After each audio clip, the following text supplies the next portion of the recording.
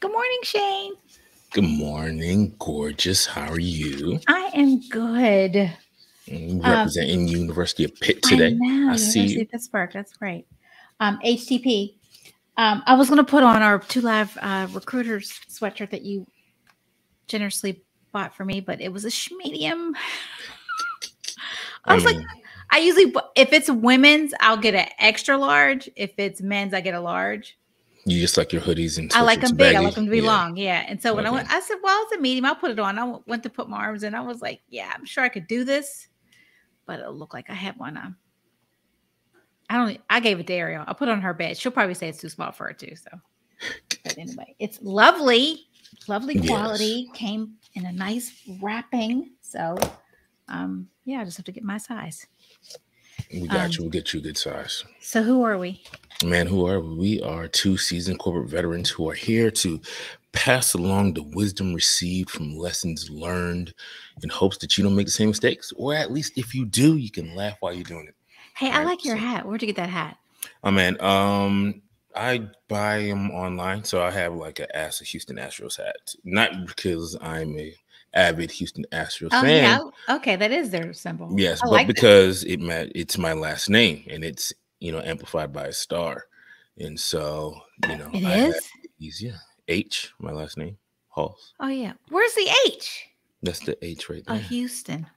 Yeah, that's a H. Oh no way. That's Right, super cool. and so I Okay. have these, and I have at least like 15, 16 different colors Of or those whatever. hats? Hmm. That's so funny. Okay. Yeah, so that's kind of a thing. Oh, And look I'm at kind this. of turning it on to my sons too. So I got them each hats that match their initials. Like Sean Christian, he has SC hats Mm-hmm. from University of South California. Simeon, he has the Seattle Mariners hats because they just have a big S on Well, them. see, that kind of ties into what we were talking about earlier about is it like you see something and you like it, Hmm. you appreciate it, or cultural appropriation. Right. I was telling Shane earlier, I saw TikTok, so I have to go and research it. But he gave video proof of the logos, the damier, the pattern used by Louis Vuitton is from a tribe in Africa. I think the Maasai. Um, uh, Gucci, one of their emblems or a print they used. Actually, I think and then 2012, I think it was like Louis Vuitton, the exact print they used on the menswear was from a tribe. Versace, the square logo is from an African tribe.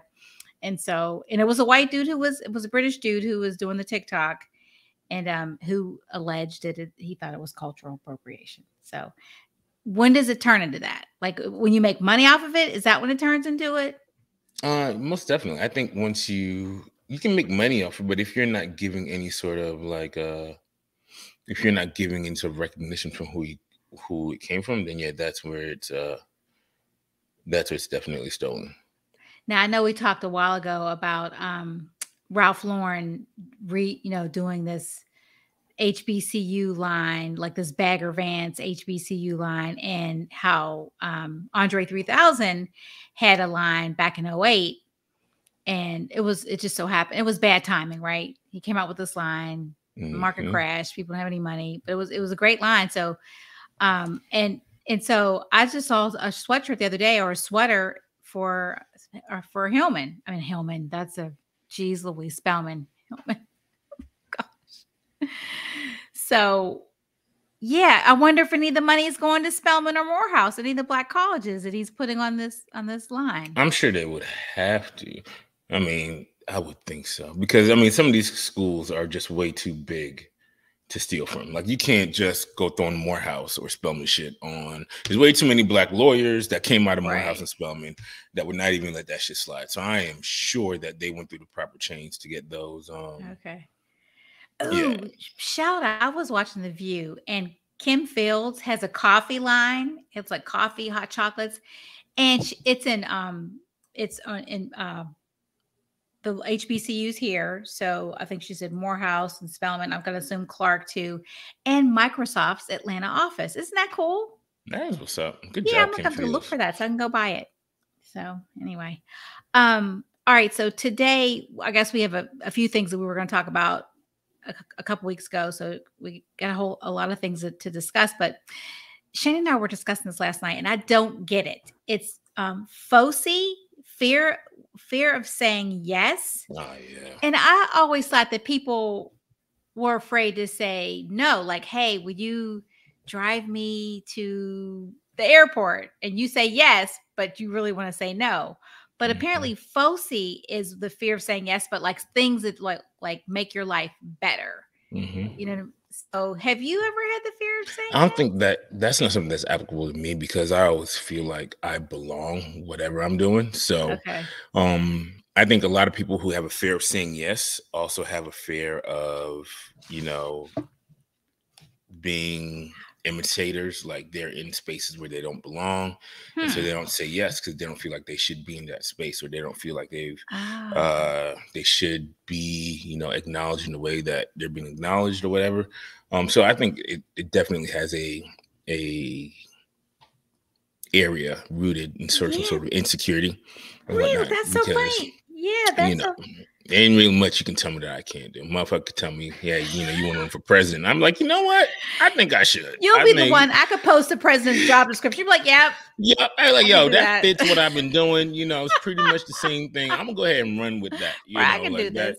this. So yeah, I've never had that issue, but I definitely know people who have. I know that there've been persons who I've tried to put on to jobs in our industry, and they weren't in our industry, and they dragged their feet at the opportunities that I was trying to set them up to, because I think deep down they felt like it wasn't, they weren't ready for it, or they didn't belong in that opportunity, whatever the case may be.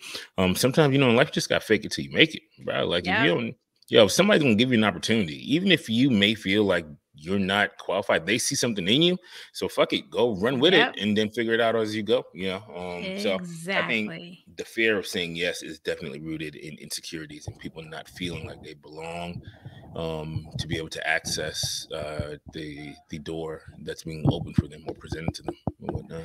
Well, yeah, it says here in this article, we procrastinate and turn on opportunities because we don't feel like we can live up to the expectations of the opportunity. There's a small voice inside us, that imposter syndrome, that makes us doubt our ability to handle things. Wow. Yep. Most definitely. So I definitely don't have a fear of saying yes. If anything, I say yes to too many things. I want to say no. I want to say no. And I'm not afraid of stuff. I just don't want to do it. Yeah, you're just too nice. I just don't. You have nice syndrome, and you don't say fucking no. Like, nah. I'm no. I'm like, yeah. But yeah. Okay. I'll have to think about that. Like, like it says, how do you know if you have the fear of saying yes? Are we taking time to weigh up and consider? It says quicker no responses are often more reflex type responses guided by fear or anxiety. Really, it's hard to I disagree, because it's hard to say no to people, at least for me. Exactly. I think everyone has their thing, say right? No. I think for you it's hard to say no. Yeah. Oh, well, that's my thing then, because for me it's hard to say no, because I don't want to disappoint. Like, the only person I don't want to disappoint is myself, and so I feel like if I am overextending myself, or if I'm saying yes to put myself in a situation that I don't really want to deal with, then I'm disappointed in myself. I'm like, how you let yourself down? Like, because now you're gonna be stressed out doing something you don't even like or want to do. Like, so you letting yourself down, right? And I feel like as we go through life, we should hold ourselves. We should hold ourselves to hold ourselves to a higher standard, right? Like, like what makes me happy, what makes me comfortable. And if it don't feed you in a positive way, then fuck it, don't do it. Like that is, that's, you're speaking some truth to power. Because like putting yourself first. Like sometimes I just, it's a good segue though, because a couple weeks ago, or maybe a month ago, Ursula Barnes, who was Xerox's former CEO, she was the first Black female CEO there. She made a controversial statement about work-life balance. So she was at the pinnacle of her career. She had young children, And what did she say? She said, people just always take issue. She said, I would not be able to be the CEO of I would not be able to be CEO of the company unless I outsourced the caring for my kids. I was not a believer that you had to go to all your kids' games. I just don't understand what that's all about. So people took issue with the word outsourcing. I mean, but it is. Yeah, but her husband retired when she took the position. Her husband retired so he could care for the kids Right. full time. Now, for her to say, I don't understand what that's all about, that's kind of weird because it's about having guilt as a parent. I'm all for outsourcing stuff, like, or I think I do believe it takes a village. And I know that when my kids were younger, I would feel, I didn't really miss things, but like if I got home and kids were asleep, I felt bad, but then I was like, bad. Like, it's quiet. So I think you just get to a place in life where you got to figure out where you're at, right? I think when you get to a certain financial place, you understand the value of time. Right. And so if I can outsource activities like cleaning my house or getting my yard done or shit like that, if I can outsource that stuff, I can have time back to do whatever other things I want to do with my children or whatever, right? And well, so you do. I mean, yeah, you guys. I mean, you obviously your wife homeschools, and you cart them to all the many activities they do. So my wife, so I understand what Ursula's saying because my wife and I have had a discussion. My wife is not a believer in going to all her kids' activities. My wife will not go to every single tournament or every, because we just have 4 kids and it's a lot. So she'll pick like the big tournaments or the big events. She'll go to those, but she's not going to go to like the small stuff or whatever. She's going to chill on that stuff. And, it's cool. The kids understand. Our kids ain't tripping. They know that. Yeah, I mean, if a parent is there or somebody's there that cares and cheering them on, I think that's all they care about. Unless you don't go to anything, it's like, Mom, how come you never exactly like in Love and Basketball? Remember? Yeah, the mom never went to. Yeah, you always had your daddy, so I didn't think I needed to be there. Right? But nah, he wanted the mom there too. Or in The Sixth Sense, remember remember. Oh, I know you only got nigga eyes. No, Sixth Sense was when I was younger. It was before my nigga eyes fully developed, right? So I was still, and Bruce Willis, my man, Bruce Willis was my guy since Die Hard days, and so I fuck with Bruce Willis because I like. Well, remember in the car when it was a car accident, and the little boy was breaking it down like there was a car accident. The mom was like, "How do you know?" She's like, "Because the dude is right here." Yeah, and then says like your mother says, she saw you, like she came to her dance recital. They had an argument and the daughter told her not to come, but she came and she stood in the back. She never let her know she was there. So yeah, but she lived with that her whole life. I don't know why go and not let your kid know you're there, but anyway. So yeah, she people took issue with the term outsourcing, which I'm like, that's what she wants to use. I mean, you're damned if you do. If you're a woman in business, you're just damned if you do, damned if you don't. That's true. If she skips stuff to go to a basketball game or to, whatever, then people would say, you're going to miss so-and-so for this. But that's how she was able to do if both. She was a dude, just like men who are captains of industry, they're able to do things because they have wives and staff and help. They wouldn't be able to do it either. So why are we looked at side-eyed because we I still think the society still views the woman as a nurturer in the household, and they see like if you're not there to nurture your children, then you're doing them a disservice. Is how society views it, whatnot. And I think that's a guilt that women who are highly successful and captains of industry will always have to deal with.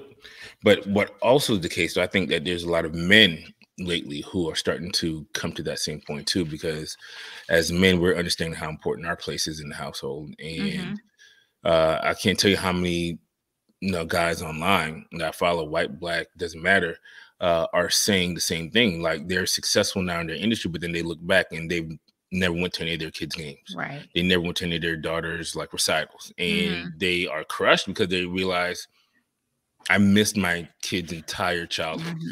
And while my wife was there, I have no recollection of my kid's childhood. And Yeah, they're that's millionaires, but they feel like shit now. And so now they're telling younger men like, hey, that's important. Focus on family. So I think that guilt of, outsourcing your children's events in life is starting to spread across both genders, and not just women aren't carrying that burden solely anymore. yeah. My father-in-law was a bishop for the United Methodist Church, and he Mhm. said he never sat at one deathbed where the person told him they wish they would have worked more. Mm. Mm, So, mm, mm, mm. yeah.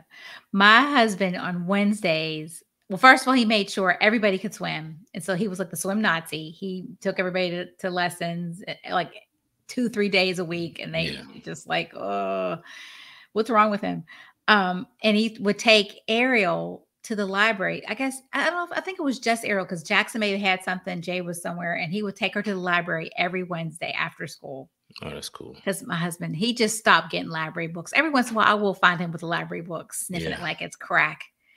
that's funny. But I don't know if she remembers, but like for like a couple years, That was their thing. that was Wednesday. They go to the library and she'd pick out a book and then she'd sit and read that book. So anyway, Yeah. Okay, well, I don't know. Yeah, well, God bless her. So, Yeah, I think I've worked she with did some what she had to women do. who were the husbands ran the house, Yep. quit working, And and the husbands. wife, yeah. Well, I told my wife all the time, like, look, man, your family's, being worth $700-800 million. I don't mind sitting home. Right. Like I'm good with that. I can find hobbies that can preoccupy me. I can find ways to entertain myself. If my job is to take care of the kids and dick you down, then you know what? Oh, I'm good with that. where's my jar?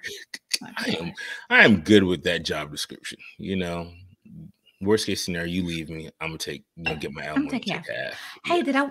did we win the lottery? When's the lottery drawing? Do I need to It play was again? Monday. Now someone in Washington won the big pot. They did. They won. The 700 million.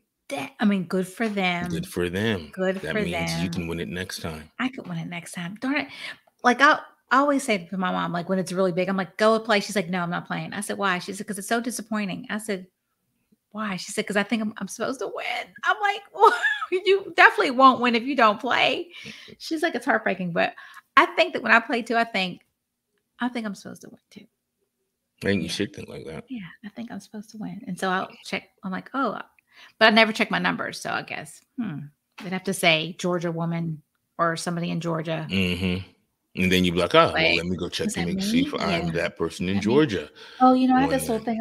I haven't used it yet. I'll have to use it. My little sound machine. Oh, cool. I got a sound machine. I got it like a month ago. And I thought, because I was going to buy a big one. Mhm. How did I go from letter to sound machine? I don't know, because it's sitting here. So it's fine. Hobbies. I was talking to Julia. Remember Julia? I was talking to her yesterday.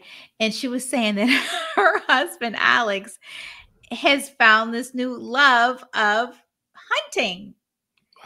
And not with a gun or Bow and rifle, with a arrow. bow and arrow. Yeah, that's dope ass She hunting right sees there. he's from Ohio, and now he's just taken up like that's his jam. Yeah. And she said she wishes she had a hobby, and that made me think I wish I had a hobby too. You have a hobby?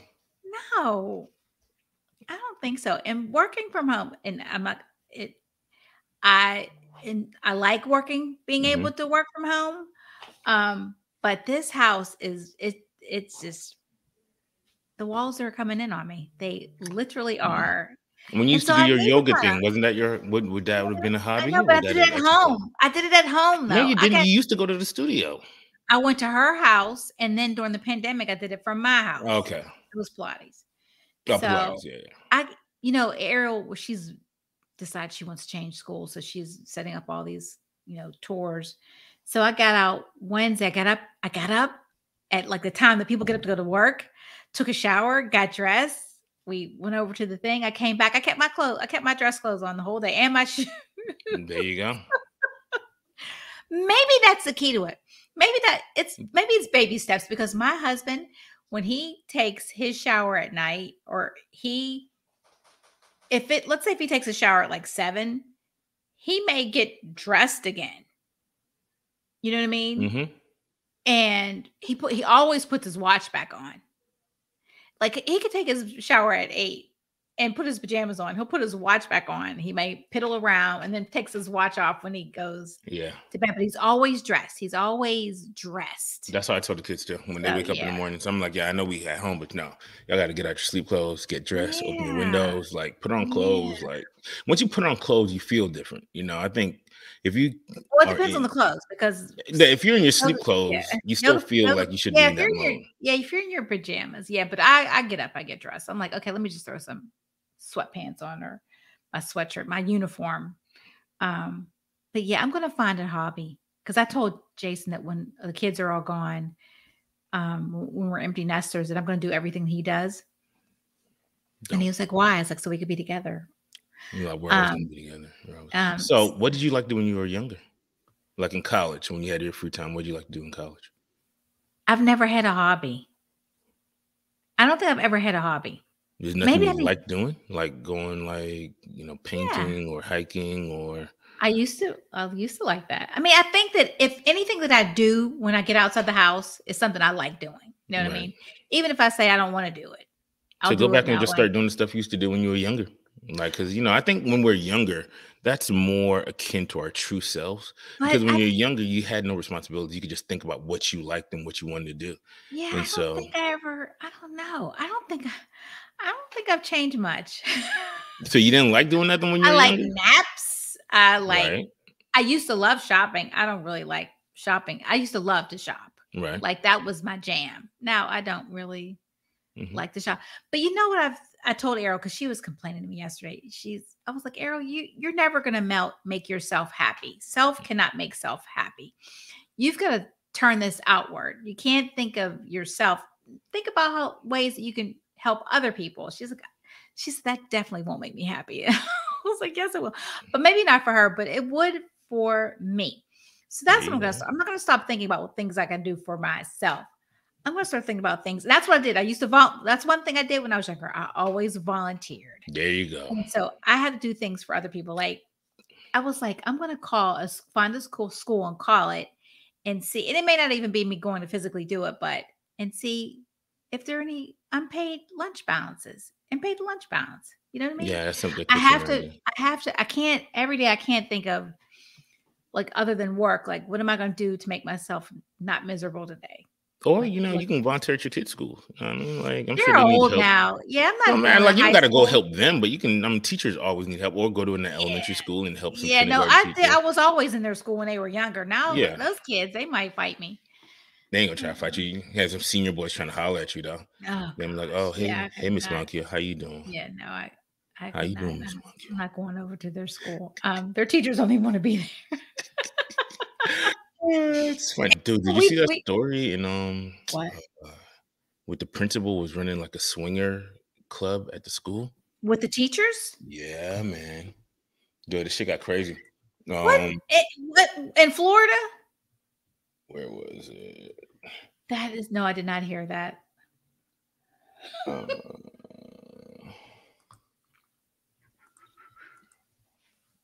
uh,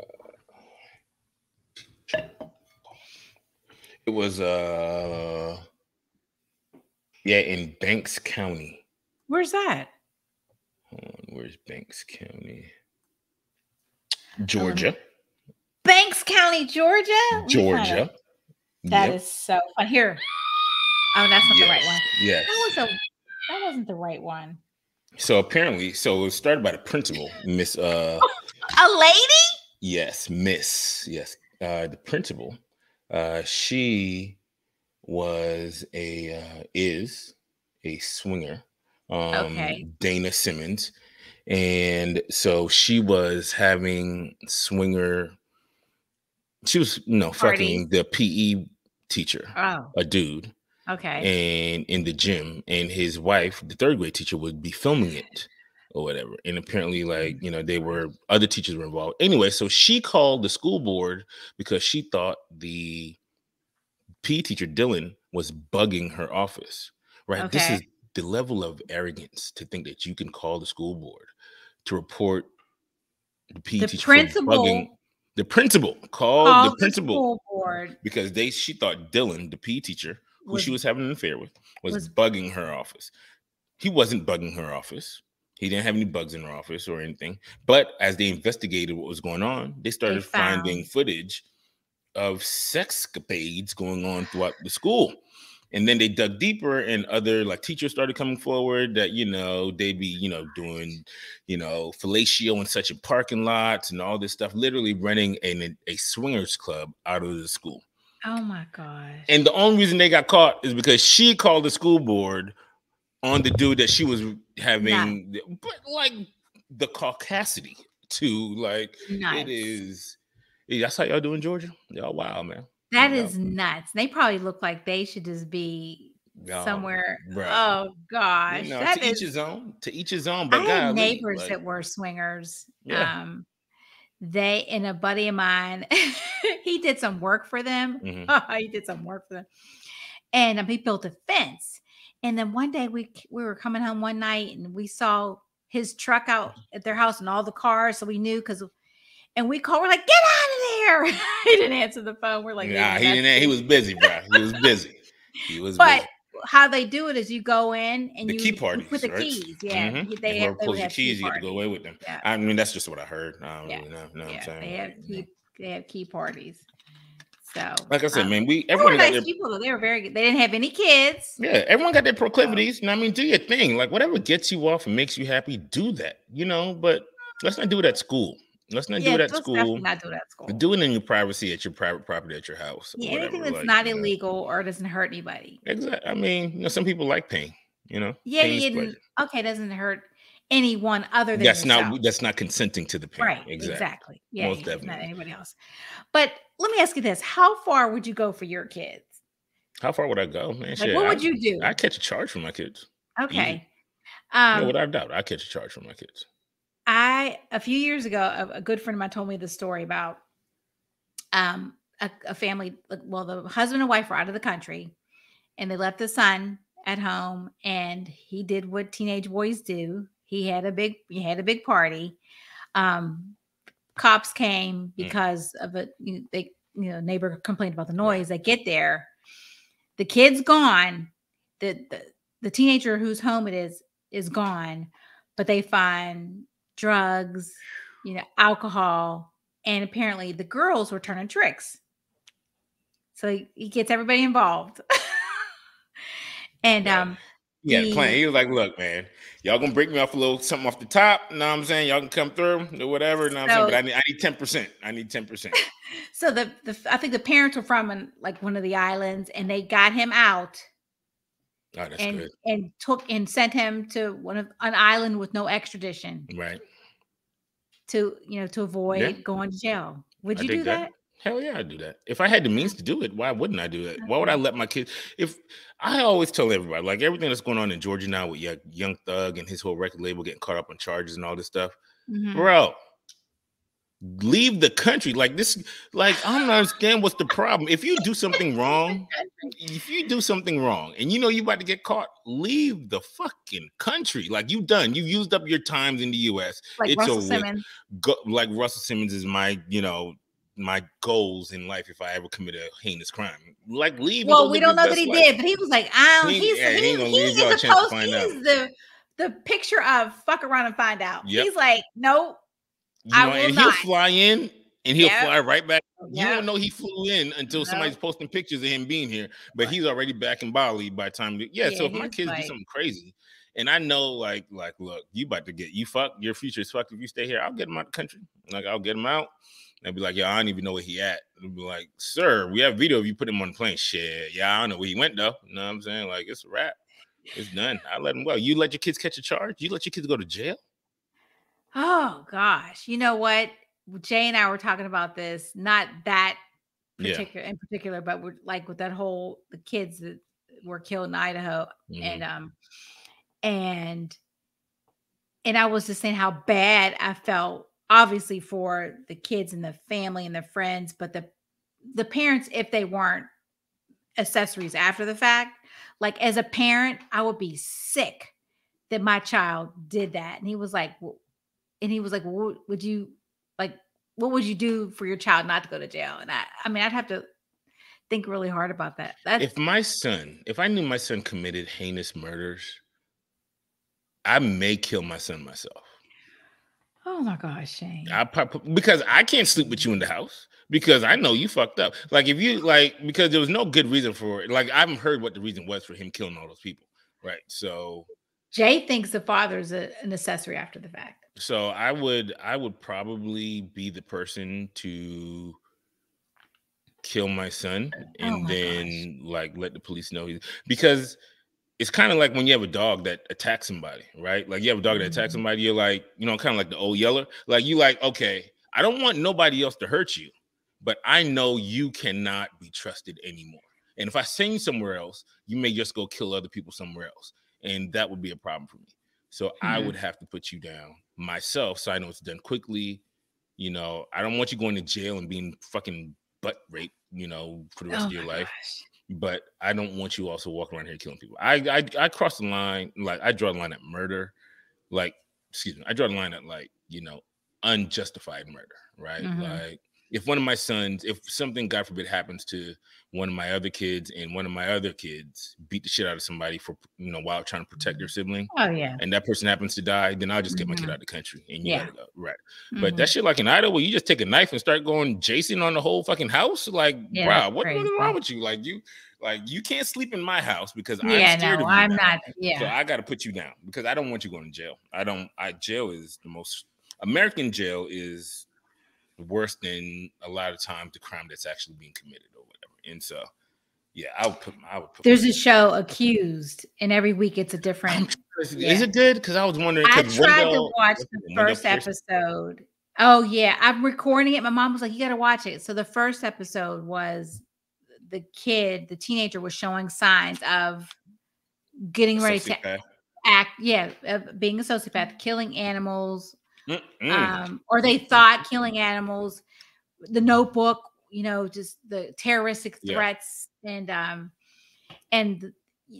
so they arrest. So the kid, there's an accident, and they accuse the father of doing it. But it was the son? I don't know. No, the son died. I couldn't finish it because I was like, did he kill his child? I was like, I can't watch this. So, but my mom said it's really good. And every week it's a different crime. It's from the view of the accused. Yeah, I would definitely kill my child. I would kill my child if I had to. Gosh. You wouldn't kill your child? No. You would let your child go to jail. So the choice was your child's gonna go to jail for the rest of his life. You don't know. People come out of jail and they do things. Look at Malcolm X. But your child's not coming out of jail. Like your child kills 4 people. He ain't coming out of jail. He in jail for the rest of his life. Like you'd rather subjugate your son to being in jail for the rest of his life than you just killing him and getting it done. Oh my gosh. I can't. This is terrible. Shit. Okay, I'm sorry. Okay. Damn, Shane, you are. I love you enough to kill you. Like I don't understand. Damn. I'll cry. I'm gonna cry. Like kind of like when my dog had cancer and we had put my dog down. Like that shit broke my heart. I cried. I snotted and cried in the fucking vet's office after I put my dog down. But it had to be done because like it just had to be done. When you are a fucking sociopath with no feelings like the show You that my wife likes to watch on Netflix. I watched the first season of You, but I am here for what's that dude's name? I don't know. I don't watch it. His TikTok is hilarious. I just started following him last night. I saw my son was going to be like that, or like, like, yeah, you got to go. But again, this kid on this, people who are sociopaths, they don't just become that way. They're signs. Yeah, exactly. Yeah, signs. Like, you ever watch Dexter on Showtime? I have watched Dexter. I love Dexter. And they're, in Dexter, the dad. He took after his father, right? No, so the father was a cop, and so Dexter was adopted, but Dexter's mom was murdered in front of him by drug dealers. She was cut up with a chainsaw, and he saw that as a 3-year-old, and so that like kind of introduced him to like the dark side. And so was Dexter a vigilante? Well, so that's what his dad did. So his adopted dad realized, oh shit. Like, because he saw him start to kill animals and such, and he was like, "Oh." So he steered him. Like, if you don't kill people, kill bad people. Exactly. He was like, "So you obviously are going to start killing people, and I understand why because of this traumatic event that happened to you. So if you're going to kill, here's how you kill. here's how to do it properly, here's how not to get caught, and here's who to kill or whatever, right? And so Wow. that was a way to do it. But if you just randomly start seeing your kid killing people, then Yeah. I got to put you down. I don't want you killing people. No, Yeah. you got to go. Ugh. Got to go. Okay, next. The power of work friends. So I thought about this. Mm. I was talking to a buddy of mine, and I was voicing my disappointment in another colleague, Mhm. and he was like, "Yo, he'll know, they ain't your friend." And I said, "Oh," I said, "Are you my friend?" He said, "Yeah, man, I'm gonna keep it real with you." I'm like, "All right." So there is the power of work friends, though. I mean, I think that you can. There's some people you work like you are my dude. You know what I Yeah, mean? There are I people think you are kindred exactly. Like I think we started spirits, and off as they're work yeah, friends. It's gone way beyond that now. Like you are right. my I mean, people. there's Like yeah, like you are my yeah, you people. got yeah, you right, exactly. So But yeah, there are work friends where it's like, okay, we can. yeah, I will look out for you when we're in the office. I don't care what you do on the weekends. I don't really care what goes on. But like 9 to 5, I got your back. right. That's so funny because I've had people like that too, where where you don't really know a lot about each other's lives, but you know that when you're together, Yeah, at it's like, work, yeah, yeah, 100%. I got your back. We ain't gonna let these people fuck us over. We're right. gonna look out for each other. Yeah. But then there are people who you may think that, and then they show you a sign that they may not be. And the Mhm. first time somebody shows you at work that they Yep. ain't fucking with you the way you fucking with them, Then you we're gotta, done. yeah, Thank we you very done at much. that point in time. We are keeping it strictly professional Yeah. associates at this point in time. I had That is, somebody message me, I think on it wasn't Instagram. It was some platform mhm. where I wasn't friends with them, but they somehow found me and messaged me like, "I miss you so much." I was like, "Bitch, please." I didn't even respond. Yeah, yeah, I you don't was get no like, response from them. "No, thanks anyway. Go so crazy someplace else. We're not doing that." I, But millions of people suffer from loneliness. More than 300 million people globally don't have a friend. Not one friend. And that's according to Gallup data. that's And fucked up. more than 20% of people don't have friends or family they can count on whenever they need them. Isn't that sad? That's sad as shit. That's so sad. The average person spends 81,396 hours, the equivalent of 9 years at work. And now we're more how is this new? It says Americans are now more likely to make friends at work than any other way, including at school, in their neighborhood, their place of worship, or even through existing friends. So are we just lazy?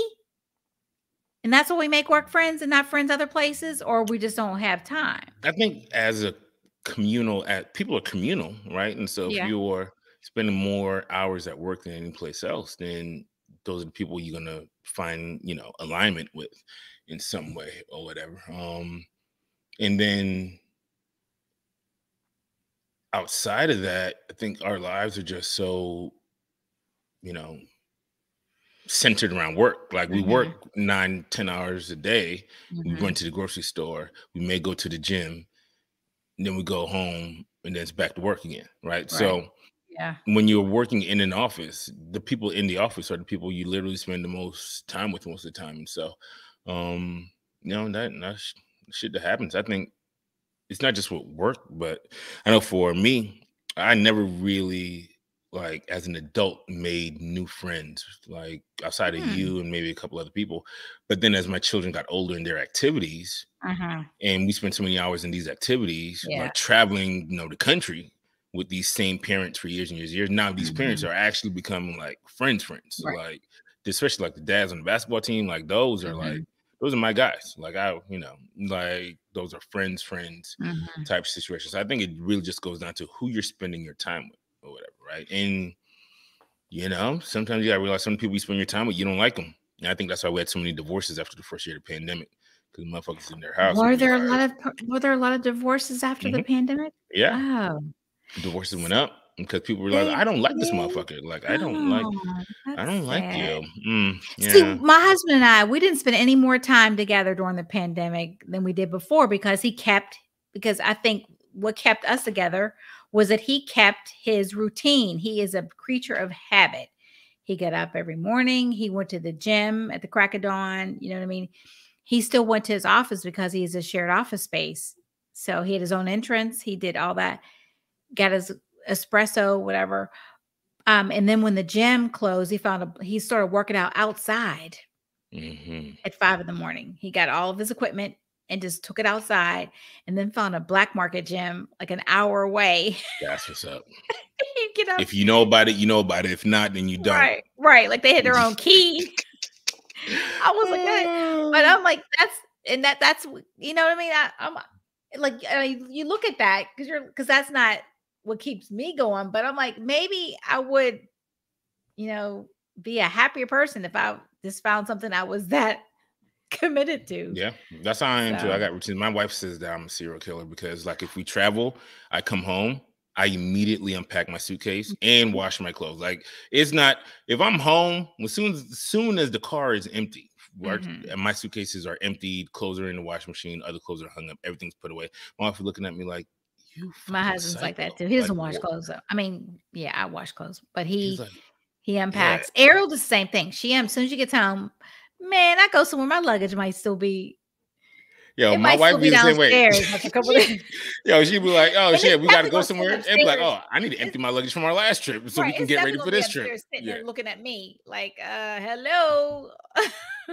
Yeah, I think routine, man. Routine keeps you grounded. Like routine, and then that's where you can make friends. I think a lot of all that loneliness comes from, maybe not having routines as well. Because if you have a routine, like I work out at home 5 days a week, and I go actually to the gym 2 days a week.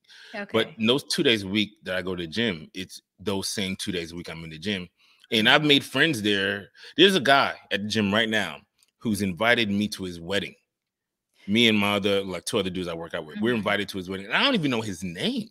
Like, I don't know this guy's name, but when we see each other in the gym, those 2 days, it is like we are brothers. We are like laughing, chopping it up. So it is, funny. And he's like, "Yo, you got to be at the wedding." And so I think, like, when you develop routines, you get around other people, you start to build those relationships, and you don't got to be as lonely. I think just routines help, combat that. Well, my husband is not very talkative at home, but he is out in the streets. And I remember the first time I went to his coffee shop, and he was like Norm when he walked in. We're like, "Jason." I was like, and he golfs with the owner. I was like, he talks to you guys? Yeah, he's a great guy. I'm like, pretender. That's funny. You gotta have a routine. You find your people. Find your people. Like, one of the moms came up to me after gymnastics practice, and she was like, her daughter came up to her like after the practice early in the week, and she was like, when the drive home, she told me that Noelle was her people. And it's funny because, of course, my kids are black and this little girl is white. They are? No, I'm joking. Yeah, like, oh my gosh. Like, every time we're at a meet and other parents will be like, "So which one's your daughter?" And I'd be like, "The black one right there." And the other moms, they've known me for somebody years. Else's one day. Yeah, the other moms, they'll look at me because they know what's coming, because they've seen, they've been around me for years. So now they know exactly what I'm going to say when people ask me this random question in the streets or whatever. But, I think, like, you just got to find your people, She said Noelle's her people. She said Noelle's her people. And she was like, "I don't even know what that means. What does that mean, Noelle's her people?" I'm like, "Yo, I can't explain it. You just know it when you find it." That's her girl. Yeah, that's her people. It's her people. That is funny. On, Mom. Get with Jason, the people at the coffee shop is just Jason's people. Yeah. You should throw him a surprise party at one of the coffee shops one day. Like, I think that'd be dope. That is hilarious. Yeah, like one day he goes there and you're sitting there and there's balloons everywhere, and it's like, he's surprise! Like, what? But he switched. He switched coffee shops. Now it's not the Cheers place anymore. It's just the Dancing Goats, which is down the street. And I wanted to ask him, do you think they because whenever I go in there he goes in there every day now to this new one, and but they're not like. I want to say, did they know your name? Like, did they know you? Because I mean, literally, the other place they knew him. But we're going to dinner for his birthday today, and I was like, "Mom, we're going to dinner. You want to go?" She's like, "I never go to dinner for Jason's birthday." I said, "Neither do we." So we'll all go, and tomorrow's our anniversary. So I'm like, we'll kill 2 birds with 1 stone. So anyway, I think it's important to have work friends. I know companies say that people are their greatest assets, but the Gallup data shows that having a best friend at work is strongly linked to business outcomes, including improvement in profitability, safety, inventory control, and employee retention. Yeah, I mean, because if I like you, I'm not going to want to leave the company. Whatever. Yeah, Like if because those are my your friends. BFF was working there, Yeah, because your yeah, friends are there. somebody can call you, make you an offer for another job that's paying like slightly more, but you're like, so I can Yeah, go to a but I'm new leaving spot, people. or I Mhm. can like stay here with my people and actually enjoy. Yeah, I'm still with my people all Right. day. Well, because they always say that people leave people, right? They don't leave companies, you leave Hmm. people. So if you have a great manager, that makes all the difference. If you have a manager that's nuts or sucks, then Yeah, they're you'll be like, out. no matter how great the company is, it's a steak on the garbage can lid, like Facts. Dabness was on the Cosby Show. Remember that episode? Yeah, I remember Dadness. um, all right, so this Chat GBT is all over Son. the news everywhere. Um, so we were Shane and I were talking about it a couple weeks when we first heard it. Well, he told me about it, and I was like, "Oh, sure, I'll bet." And then I'm in church last Sunday, and my pastor starts off. He's talking about Galatians, and he, reads, and then he's like, "I have a confession to make." We're like, "Oh snap! Like, what's going on?" Then he says, "I got that from Chat GPT. I put in some information, told him, gave him the parameters, and I said I wanted it to be 5 minutes long, and this is what it spit out. So I was like, wow. Um, it's like what else could Chat GPT do, right? So there are like 5 or 6 jobs that could be made obsolete. One is education, so professors and teachers could be replaced by AI. And it's been banned in New York City schools. So Pei Ching Shi, who's an associate dean in computing and information sciences at Rochester Institute of Technology, said it can easily be used in classes already. But I mean, I don't see how it's not. I can't imagine being a child in college or high school right now with the knowledge of Chat GTP out in the streets and writing a paper ever. What the Mhm. fuck is the point when I can have an AI do it perfectly unplagiarized? Like, I'm buying my time back. I'm trying to live like, why would I spend 4 hours doing this when I can have a computer do it and I can go, enjoy my best life? Like, it doesn't make sense. That's funny because Jackson, I'm he like, I'm no no I no didn't no no you no didn't have to listen no Jackson he asked for $30 this morning to renew his Grammarly subscription. That's what I was going to say. okay.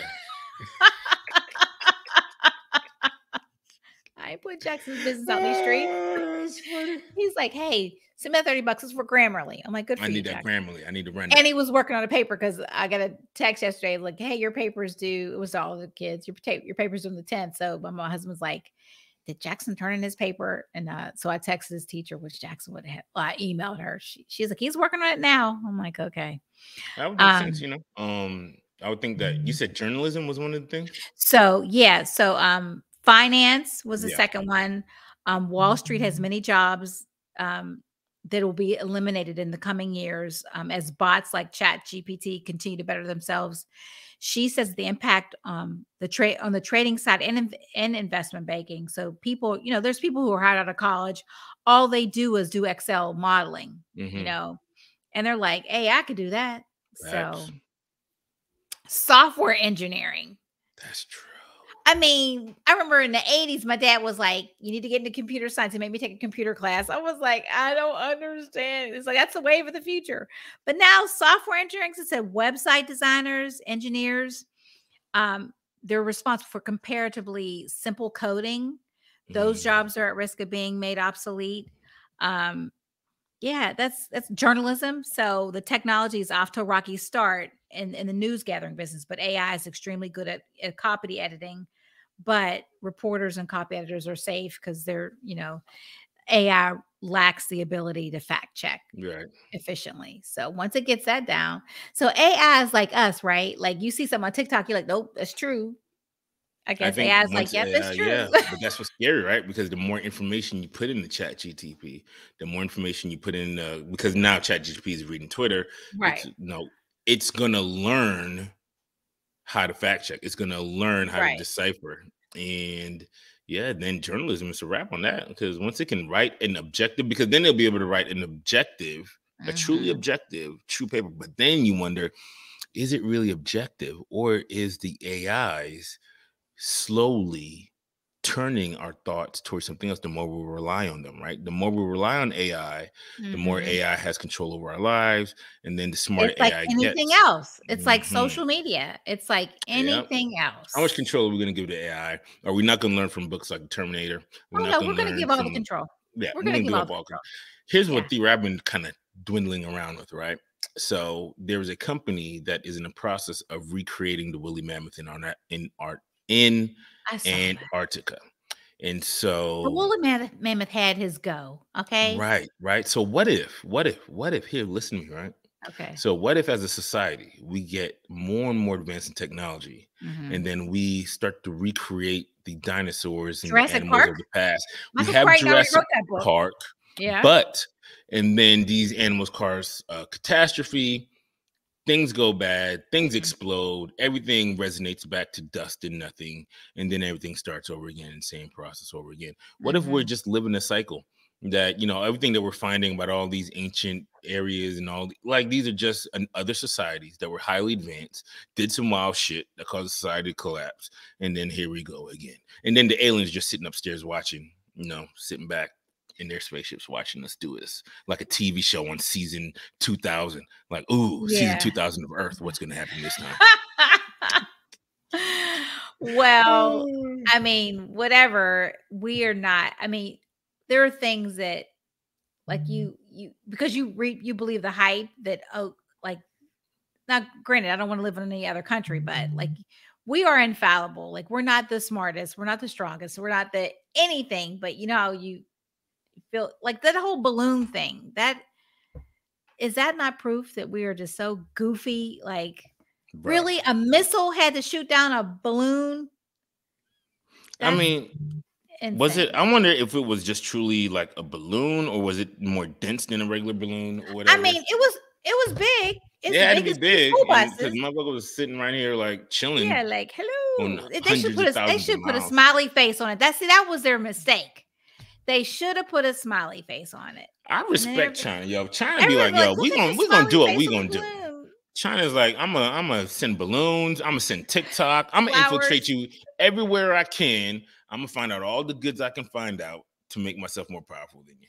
And China was like, "It wasn't your balloon to shoot down. Like, exactly. we China's like, want all right, cool. You want that smoke? I'm like, We "I can got get you. it." I'm like, "Come You get it then. you You should have want your sent the you balloon?" should have sent the balloon over here. You know what I'm saying? Like you Right. mad at our balloon. Why don't you just send one over here? You just mad that you didn't think about it first or whatever. Then Right? everybody's mad. Alaska's mad because how come they didn't shoot it down? Like, then they had to Yeah, say, because "Well." apparently, like it was over Alaska for a while. Like Mhm. the government didn't care until the people Well, found out. no, they said that they didn't shoot down over Alaska because the waters are cold, it's icy, and blah, blah, blah, blah, and they wanted to be able to retrieve it, and they didn't want to shoot it down over land because they didn't want anybody to get hurt. I'm like, "By a balloon?" Yeah, that's like you giving China a lot of time to gather a lot of data by just Yeah. letting this motherfucker just But float around. again, why did they have TikTok? You know what I mean? Why do they need a bal Why I not? don't know. I mean, It's that why not? Like, why be satisfied with one level of penetration when you can penetrate another way? okay. Graphic designers. In 2021, GPT developer OpenAI launched DALL-E, DALL-E, which can generate tailored images from user-generated prompts on command, along with doppelgangers such as Crayon, Stable Diffusion, and Midjourney. The tool poses a threat to many graphic and design industries, according I wonder to if the that's what writer. was used to. Have you seen like where the AI's generated pictures of people's uh like signs or whatever? Like, so there's like AI generated, like, here's what like a Taurus would look like if it was like a demon, or here's what, oh No. my God, these things are beautiful though. Like these are like, Oh. or they do it for the countries too. Here's like an AI design of what the US looks like as like a villain. And like it does it for like all the different countries and shit. Oh, Like shit's dope. interesting. Yeah. Well, that's cool because that sounds like it's something that's new. Hmm. Um, the issue here is that due to copyright issues, there's I think Getty is suing one of these. I don't know if it was Midjourney or Stable Fusion or Crayon, but because over copyright because this image is generated by AI, but it already exists and they own the Ah. rights to it. Okay. So graphic designers don't have to quit their day jobs yet. So AI just gotta get a little smarter about Yeah. verification, like you said earlier. Yeah. Once they figure out how to verify shit, it's a wrap. Well, and so I don't know, when you talk about the art, that just reminded me of Sugar Shack. Remember how you told me, because you saw on that Eddie Murphy said he owns the original, and that the it's not a print. It's like he did two. Yeah. He did two. So the second one that he did, the other one, went for $16 million in auction. And Eddie got the Eddie has the original because he did it because the dude did the art for Marvin Gaye's album. No, for Marvin Gaye's album. Oh, okay. Oh, is that where it started from? Oh, I thought he did it for the show. Okay. Well, he did it. Which album was it? I can't remember. It's like in my head. I Want You. I think it was I Want You. Or I Want You was on that album. I can't remember. But guess how much the family sold it for? $50,000 originally, right? Yeah, it was $50,000 originally. Not Eddie bought it from them. 50. Was that Mom, because at the time, how was like, I guess at the time you're just an artist, and again, this is what? No.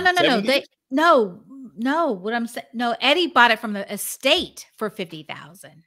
He bought it from the family after Marvin Gaye had passed. That's how Marvin Gaye was killed in the 70s, right? No, he wasn't. 84. He died in 84. 84, right? So, but at the time, Eddie Murphy was famous. No, but at the time, the art itself was famous. But it wasn't this famous. No. But I'm saying Eddie. So Eddie had the wherewithal. But see, here's my question: did he have the wherewithal, or was that a picture that was significant to his, his life? Right? He saw this picture. We didn't know about it to probably we found out about that picture the same way Eddie probably. The duplicate that was the front. You look at the album cover. So Marvin Gaye's album cover, and then you look at Good Times. So the guy did some different things for the album cover than you saw on Good Times. So they look alike, but there's some slightly different, some nuances, right? So Eddie Murphy grew up looking at that the same way we did. That's what I'm saying. Like, so for Eddie, he was just buying something that was significant to his childhood, right? Exactly. Right. And so that's what I'm saying. Like the family, the estate, Marvin Gaye family was like, oh, it's just a picture from the album cover. And Eddie Murphy wanted to give us 50 G's for it. So cool, whatever. They were probably like, sucker. And now they're like, oh shit. Because Marvin Gaye people, they be all over everything. Like they will sue the fuck out of anybody. Well, no, that song, when I first heard that song, I was like, that is the music from Got to Give It Up. Yeah. Because I'm a 70s baby. I was like all day, every day. Right. And that's what I'm saying. Like if they understood the value of it, they wouldn't have sold it, because they're very particular about his estate. They're very particular about his estate. But that's the beauty of art, though. That's why art's so dope, because you don't know this little art piece right now, can blow up and be like, amazing, But that's just like when I heard Cuff It, I was like, that sounds like Miracle of Life. Yeah. Miracle of Love by not Luther, but Luther was in that. What was the band Luther was in? He was a backup singer first, and then he was in that group. I can't remember. Who'd he back up? It wasn't Diane. No. He backed up a lot of people. He used to wear a 3-piece suit. He was chubby and wore a 3-piece suit. He backed up somebody, and she fired him out the group because she thought he was too talented. And like she was like, "You're wasting your time backing me up, and you got to go." Who was it? I don't know. And what's so funny is I just watched 20 Feet from Stardom again last night and saw it, but I can't remember who he was backing up at that point. But there were quite a few. Was it? So yeah, Shaka Khan. Shaka Khan was who fired him. So, but he was a background singer for Roberta Flack, Shaka Khan, B. King, Bette Midler, Diana Ross, Carly Simon, Barbara Streisand, Bowie, Cat Stevens, Gary. That's what it is. It was Bowie. Bowie. Okay. It was, what song was it? Was it Under? I don't remember what song it was. It wasn't Under Pressure, because that was him. And it was Dog Blasted. I can't remember, but anyway, sorry, Beanie's barking because the groceries are here. Anyway, so anyway, so the last thing I guess we can end with is Florida Man or Florida Man segment. Here we go. Florida man who broke into gas station identified after he left his debit card behind. Bruh. It's not that hard. Like some people shouldn't be thieves. Some people should not be thieves. They shouldn't be criminals because you're just not smart enough. Like it just doesn't cut it. Maybe he left it there because he wanted them to run it for whatever he used. He was like, "Hey, I'll leave my card Maybe here. Run it, and I'll come back pick my card up later or whatever." You know what I'm saying? It's like the people who break into fast food places and cook food and then leave. It's like they just hungry. They just wanted something to eat, and then Okay, so the business alarm went off early Sunday morning. They found found the front door of the business unlocked. Inside the empty gas station, they found a debit card with the name Lance Kurtz on the counter near the refrigerator. What was he going to pay? He wanted to pay. The gas station owner reviewed the surveillance video, which showed a man entering the store from the back, taking multiple items and unlocking the front door and leaving. Well, why wouldn't he go out through the back? Law enforcement said they recognized Kurtz from a previous vehicle fire near the gas station that happened earlier in the night. Why do Florida Man does what they do? Yeah, Florida Man. I mean, you are welcome because all you have to do is type Florida. I would say I used to type Florida Man. Now sometimes I just roll the dice and just type Florida and see what craziness I come up with. So anyway, so that's that. What do you get planned for the weekend? Are you guys going to get? I think you said you're not going to get the weather that we're getting. No, we're not getting some. In fact, our weather is like in the 70s all weekend long. It is. Yeah, ours has been there, but it's supposed to snow tomorrow. Not ice, but snow. I think we have a Ninja Warrior tournament this weekend. Oh, do you? Yeah. So we'll do the Ninja Warrior thing this weekend. All right. So what do we got coming up? What do we have coming up? Sorry. What do we have coming up? So many ideas floating around. Some more guests. Have some more guests come on the show. We really enjoyed having Tamika Talks up here a couple weeks ago. That video is now up on YouTube. You can go peep that or whatever. So we'll have some more guests, some different perspectives on things that's going on. Really trying to look back and has diversity actually changed in the corporate workplace over the last couple of years? After all this talk, after all this hype, what has actually changed? Has anything actually changed? What has anything actually changed? Is it worth it to go back into corporate America, or should you go and branch out on your own? Go be an entrepreneur. I will tell you this, that I was working on a role before the roles got posted and put this whole tracker together, and the manager never looked at it, never looked at one person. Yeah. But he cares. Oh, of course he cares. He cares about getting he sends his best son into the. No, it's not. I don't think it's about nepotism. I just think that he thought he knew what he thought was important, and he's so busy that it became less important. But we're going to hold him accountable. But we got to hold him accountable. Still, yeah. I think next week we should talk about as a side note. We didn't talk about it this week, and I didn't want to get into it yet. But we need to talk about it heavier than it could be, because we should actually talk about it when we're talking about our swinging shit. But we should talk about how the first lady and the first vice president husband kissing on the lips at the State of the Union address. Oh, what? I didn't watch the State of the Union. Oh yeah, Jill Biden and Kamala's husband, they greeted each other by kissing on the mouth. They did? Yeah. Like kissing, and it wasn't an accident. It wasn't like they were going for the cheeks. No, they were aiming for the mouth. They aimed each other in the middle of the fucking Are they trying to say that are they that close?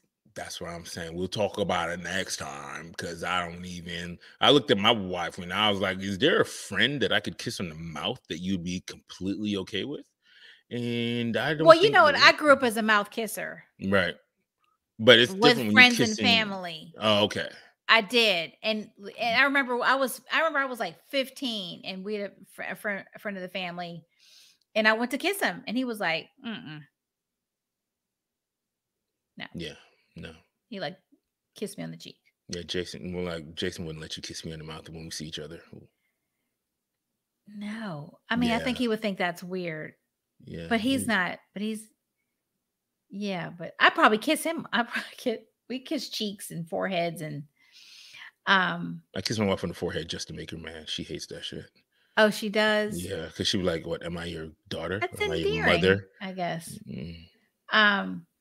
That is interesting. I know. Look up the pictures, you'll see it. And it wasn't a quick either. It was like they lingered just like a half a second too long. Really? It was like, it was like, oh, and then move on. And but it was like, oh, okay. Like, and did anybody look like the Joe look like? Not everyone was just because this was just when they introduced her. So they introduced her. And she's like walking through the crowd, going to her seat. And did she kiss Kamala on the lips? Joe? Well, Joe wasn't there yet because they were sitting. They sit up and think. Oh, yeah. Speech. Yeah. Okay. So, yeah. Okay. Yeah, that's interesting. I know. Well, here I thought how exciting it was that we've seen Kamala in the last few weeks, but now her husband is. Yeah. Interesting. I couldn't even point him out of a lineup. I couldn't even know what he looks like every other white guy. That's not because he doesn't look like Brad Pitt. Oh, yes. Apparently he's not Mr. Pitt. No, or Matthew McConaughey. He looks like every other middle-aged corporate white guy. He looks like every middle-aged corporate. All right, where can we be found? Man, we can be found on the Twitter. You can find us on Twitter. We can find us on YouTube, IG, Facebook. I think. Do we have a Facebook? Yes, we do have a Facebook. And I haven't really been messing with Twitter that much because I'm just, just because of Mr. Musk. I'm like, whatever. Yeah. I mean, I post. He needs to hurry up and sell this. I think he's gathered all the information he needs for his brain chip company. And so now he can move on. Is that what he's coming up with? Yeah, that's what the cause behind the stir was, right? Because he has this brain chip company that will allow you to access all your social media stuff. Yeah, he says that he's going to implant it in his child first or whatever. But it's basically like, it's a chip that you can implant in your brain. It can allow you to access all your social media. It can also apparently it should be able to record events that occur through your eyes, some shit. It's wild. And so many in the conspiracy circle believe that he bought Twitter just to have access to the data and the people to input. But the data is garbage. But that's exactly what you need, though, because the data needs to be that way so the AI can learn people and how people think and how people. So it learned everyone. It learned people in general. And so that's why he was so invested in acquiring Twitter, because he needed it for his bigger play. There's always a bigger play. It's never what you see. Yeah. It's never what you see. Yeah, it's never just about Twitter. It was about something bigger. See, I thought it was just to cover up the fact that he's so much money. Like none of his companies are really technically profitable. So he's paper rich. Mm-hmm. But that's all you need in the U.S., right? Because technically, the U.S. we're paper rich. We're just paper. We're nigger rich. We're nigger rich. Yeah, the U.S. is paper rich and overextended to its creditors. That is overextended. Okay. You know how when people owe you money, you see him with his shirt, you're like, you owe me money. Damn, y'all got a new fighter jet. Y'all got a new fighter. China over there, y'all got a new fighter jet. That's why they sent the balloon. China was like, you owe us some money. Fighter jet. Yeah. China was like, you owe us some money. You got new fighter jets. You sending billions over to Ukraine. You late on the payments to us. Oh, I'll fly a balloon if I want to. You got money to send Ukraine. What about you 30 days behind? You 30 days behind, bro. China run us some money. You owe us. You 90 days past due. We better start foreclosing. They're Rihanna, bitch, better have my money. Exactly. It's funny. All right, love. All right, talk to you soon. You have a great weekend. All right, bye.